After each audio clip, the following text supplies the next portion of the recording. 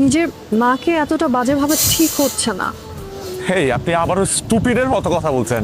আপনি কি কখনো সত্যিটা জানার চেষ্টা করেছেন যে কেন আপনার মা এটা করেছে?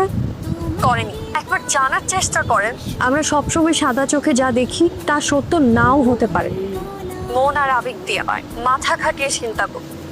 এটা আমার রিকোয়েস্ট, একবার জানার চেষ্টা করেন আসল সত্যিটা কি। প্লিজ প্লিজ প্লিজ আমার রিকোয়েস্টটা রাখবেন প্লিজ। সত্যি করে একটা কথা বলবা, যে মানুষটা আমাকে জন্ম দিয়েছে সেই মানুষটা কিভাবে পারলো আমাকে পেলে আরেকটা বিয়ে করে চলে যেতে?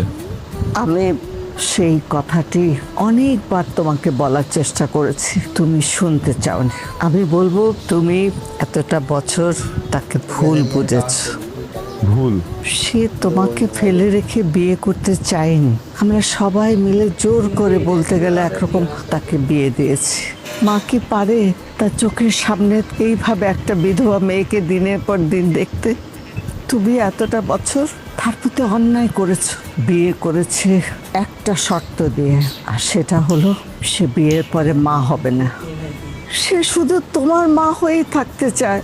আর যে মানুষটা তাকে বিয়ে করেছে সে শর্ত মেনেই বিয়ে করেছে। অনেক বড় মনের সে। আর তোমার মা শুধু তোমাকেই ভালোবাসে। সাব্বির, আমি সব কিছুর জন্য সরি। কতগুলো বছর আমি তোমাকে কষ্ট দিয়েছি, কতগুলো বছর আমি তোমাকে ভুল বুঝেছি। আমি জানতাম তুমি চলে আসবে, তোমার সব ভুল শেষ হয়ে যাবে, তুমি আমার সব কিছু বুঝতে পারবে। মায়ের কাছে সন্তানের কোনো অপরাধ নেই। তুমি যে এসেছো, আমি আর কিচ্ছু চাই না, কিচ্ছু চাই না আমি আর। লাইফে অনেক দুঃখের কান্না দেখেছি, কিন্তু সুখের কান্নাও যে দুঃখের কান্না থেকে বেশি আবেগী হতে পারে জানতাম না।